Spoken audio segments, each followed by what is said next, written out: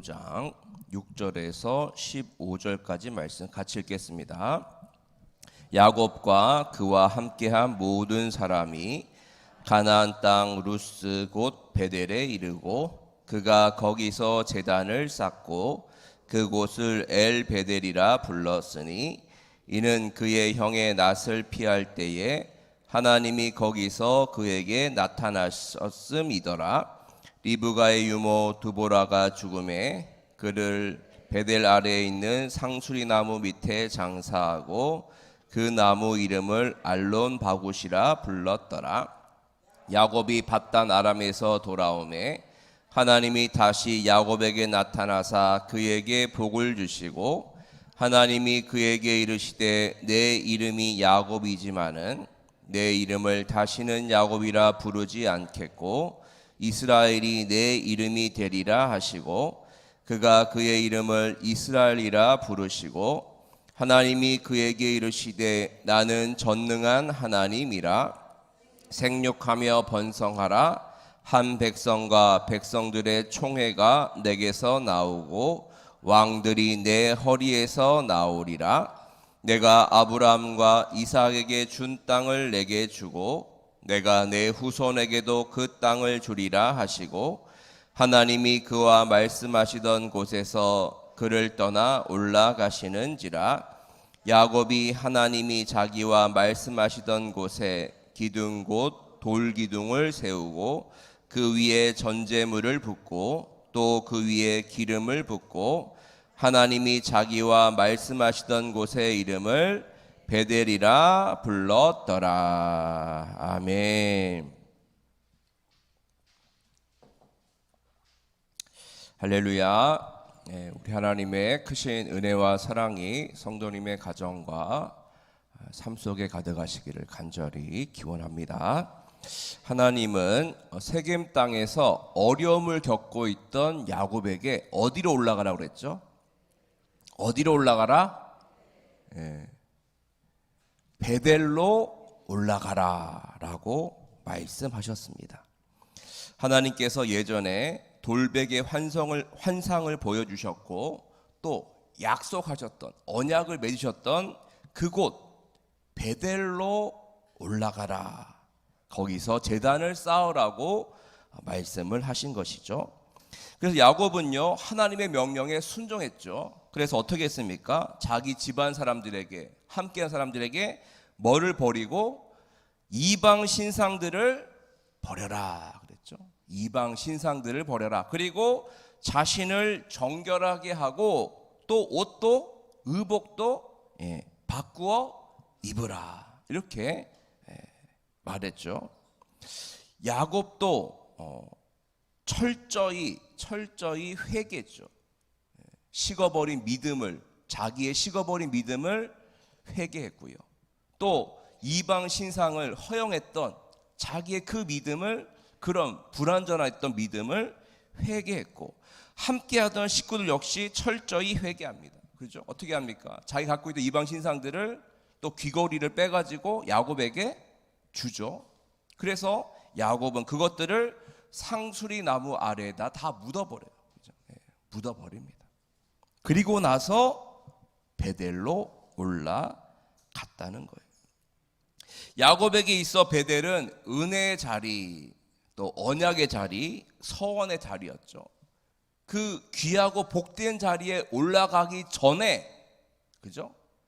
올라가는 것도 물론 중요한데 올라가기 전에 했던 게 뭐냐면 철저한 회개와 성결이었다. 우리가 나중에 출애굽기를 또 보면은 다시 살펴보겠습니다만 성막의 구조 아시죠? 성막의 구조. 성막의 구조를 보시면 들어가면 뭐가 있어요? 뜰 있죠, 뜰. 회막 뜰이 있어요. 뜰이 있고 그 다음에 그 뜰 다음에 번제단 있죠, 번제단. 번제단이 있고 그 다음에 뭐가 있을까요? 우리가 아침마다 이렇게 하는 거 있잖아요. 물두멍, 그죠? 물두멍이 있습니다. 그래서 제사장은요 성소에 들어가기 전에 물두멍에서 자기의 손과 발과 몸을 어떻게 해요? 씻어야 돼요. 안 씻고 들어가면 어떻게 되죠? 죽습니다. 그죠?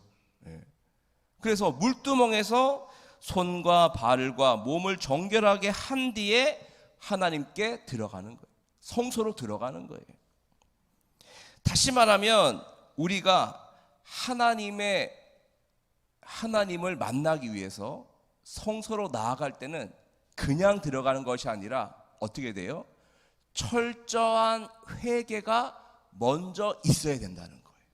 그래서 우리가 교회에 딱 오면 가장 먼저 뭐부터 해야 될까요? 물론 여러 가지 해야 될 게 많습니다만 가장 먼저 해야 할 것은 하나님, 세상에서 방황하며 또 죄도 지었고 말씀대로 살지도 못했던 이 죄인이 주님 앞에 나왔습니다. 회개하는 거예요. 먼저 회개 기도부터 해야 되는 거예요. 주님, 내가 죄인입니다. 제가 죄인입니다. 예수 그리스도의 보혈의 피로 나를 정결케 성결케 하옵소서. 이렇게 기도하는 거죠. 자기의 죄를 깨닫고 회개하며 자비를 구할 때 예수 그리스도의 보혈의 피가 우리의 주홍같이 붉은 죄를 흰 눈처럼 깨끗하게, 그죠? 깨끗하게 변화시켜 주는 거예요. 그게 뭐예요? 성결이에요. 성소에 들어가기 전에 물두멍에 자기를 씻듯이 우리가 주님께 나아가 회개하고 자비를 구할 때 예수 그리스도의 보혈의 피로 정결하게 되어 우리가 주님께로 가까이 나아가는, 주님의 은혜 보좌 앞으로 담대히 나아갈 수 있는 은혜가 있게 될 줄로 믿습니다. 베델로 나아갈 때, 은혜 자리로 나아갈 때 먼저 철저히 회개하고 예수 그리스도 보혈의 공로 의지하여 성결케 되어 주님께 가까이 나아가는 우리 모두가 되기를 주님의 이름으로 간절히 축원드립니다. 자, 이제 6절 7절 말씀 같이 한번 읽도록 하겠습니다. 시작. 야곱과 그와 함께한 모든 사람이 가나안 땅 루스 곧 베델에 이르고 그가 거기서 제단을 쌓고 그곳을 엘 베델이라 불렀으니 이는 그의 형의 낫을 피할 때에 하나님이 거기서 그에게 나타나셨음이더라. 아멘. 자, 이제 올라갔어요. 야곱과 그의 일행이 가나안 땅 루스, 베델이죠. 베델에 이르게 되었어요. 자, 야곱이 예전에 도망가다가 돌베개 베고 자다가 환상을 본 곳, 꿈을 꾼 곳이죠. 하나님의 언약을, 약속을 받았던 것이고 자기가 소원했던 그곳, 그 은혜의 자리에 다시 가서 제단을 쌓은 거예요. 자, 제단을 쌓은 뒤 예배를 드린 뒤 야곱은요 그곳을 다시 이렇게 불렀죠. 뭐라고 불렀습니까? 엘 베델이다. 그래서 엘 베델. 엘 베델의 뜻이 뭘까요? 엘 베델. 엘은 하나님이죠. 네. 베델의 하나님. 네. 베델의 하나님. 야곱은 무엇을 알았을까요? 이 베델에 하나님이 계시는구나. 그리고 내가 여기서 누구를 만났다? 하나님을 만났다. 베델의 하나님을 내가 만났다 이 말이에요.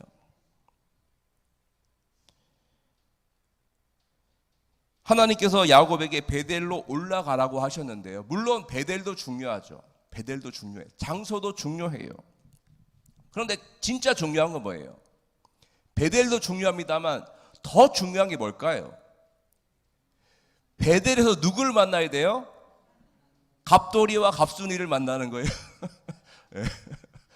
베델에 가서 아이고 우리 갑돌이 갑순이 잘 지냈냐? 그게 중요한 게 아니라 하나님을 만나는 게 중요한 거예요. 그죠? 하나님을 만나는 것. 베델에 계시는 하나님을 만나는 것이 중요한 거예요. 올라갔는데 베델에 갔는데 하나님을 만나지 못했다면 그것은 말짱 도루묵이 되는 거예요. 말짱 도루묵. 예, 좀 그런가요? 예. 말짱 도루묵이 되는 거죠. 예를 들자면 이런 거예요. 명절이 되었어요. 명절 되면 어디로 갑니까? 집에, 고향집에 가죠. 6시간, 7시간, 8시간 걸려도 가요. 막 밀려도 가요. 고향집에 갔어요. 고향집에 그 오래 걸려가지고 고생해서 갔는데 마당에 들어가고 현관까지는 들어갔는데 부모님은 못 뵙고 갔는데 부모님 못 뵙고 아이고 가야겠다. 돌아가자. 다시 또 막 7시간, 8시간 올라가요. 네. 고향 집에는 갔어요. 현관문은 밟았어. 그런데 누굴 못 만났어요? 부모님을 못 만나고 같이 식사도 못하고 대화도 못하고 그리고 그냥 올라가는 것과 똑같다는 거예요. 하나님의 집 베델에 가는 것 물론 중요한데요. 더 중요한 것은 베델의 하나님, 거기 계시는 하나님을 만나는 게 중요하다는 거예요. 오송교회 물론 중요하죠.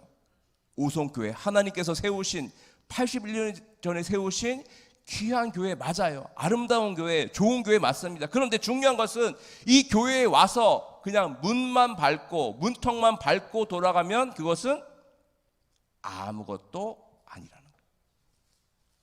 오송교회에 살아계시고 역사하시는 하나님을 만나고 돌아가야 그게 진짜고 그게 은혜인 줄로 믿습니다. 여러분 왜 비바람을 뚫고 그냥 주무시지? 예, 비도 이렇게 많이 오고 바람도 이렇게 부는데 왜 오셨습니까? 예, 누구 만나러 오셨어요? 하나님 만나러. 예. 찬양을 통해 역사하시고 기도를 통해 말씀을 통해 역사하시는 그 하나님 만나고 싶어서 야곱처럼 제단을 쌓고 그렇게 이 시간 함께하고 계시는 줄로 믿습니다. 오늘 우리 예배를 새벽 예배를 통하여서 살아 역사하시는 그 하나님을 꼭 만나시고 돌아가시기를 주님의 이름을 간절히 축원드립니다. 자, 이렇게 베델로 올라가서요 살아 역사하시는 엘 베델의 하나님을 만난 야곱은 그 뒤에 어떻게 되었냐면요, 다시 한번 하나님을 만나게 되는데, 자, 하나님께서 그에게 복을 주시는데요, 이렇게 다시 한번 하셨습니다. 10절 말씀 보시죠. 10절. 자, 10절 보니까 하나님께 다시 한번 이름을 바꿔주시죠. 내 이름이 야곱이지만은 내 이름을 다시는 야곱이라 부르지 않겠고 이스라엘이 내 이름이 되리라 하시고. 자, 언제 이름이 바뀌었었죠? 원래는 언제 바뀌었었어요? 야복 나루에서, 그죠? 씨름 밤새도록 씨름할 때 이름이 바뀌었잖아요, 그죠? 야곱에서 이스라엘로 바뀌었는데 세겜 땅에 오면서 다시 그 이름이 뭐가 된 거예요? 야곱이 된 거예요. 그때는 믿음이 충만하고 좋았는데 세겜 땅에서 그냥 믿음도 약해지고 식어버리면서 다시 그냥 간사한 자, 야곱의 뜻 이름이 간사한 자거든요. 또 간사한 자가 돼버린 거예요. 그러니까 하나님께서 다시 베델로 올라온 그를 축복하시고 그에게 너 이름은 야곱이 아니야. 자꾸 야곱으로 살지 마. 네 이름은 이스라엘이라니까 왜 자꾸 잊어먹냐. 이스라엘로 살아라라고 말씀하신 거예요. 내 이름은 이스라엘이다. 야곱 아니다. 간사한 자 아니다. 속이는 자 아니다. 그러면서 그 이름을 바꿔주셨고요. 그 다음에 11절부터 12절까지 같이 읽겠습니다. 시작. 하나님이 그에게 이르시되 나는 전능한 하나님이라. 생육하며 번성하라 한 백성과 백성들의 총회가 내게서 나오고 왕들이 내 허리에서 나오리라. 내가 아브라함과 이삭에게 준 땅을 내게 주고 내가 내 후손에게도 그 땅을 주리라 하시고. 아멘. 또 하나님께서요 그때 그 베델에서 주셨던 그 언약 약속을 다시 한번 야곱에게 말씀해 주세요. 너에게 자손을 많은 자손을, 너의 허리에서 왕이 나오고 백성들의 총회가 나올 것이다. 자손에 대한, 그냥 자손이 아니라 복된 자손을 약속해 주셨던 거예요. 그리고 동시에 너에게 땅도 주겠다. 아브라함과 이삭에게 주었던 그 땅을 내게도 줄 것이고 내 자손에게도 그 땅을 줄 것이다라고 약속을 하셨어요. 자, 오늘 말씀에서 핵심 단어가 있어요. 핵심 단어. 그게 뭘까요?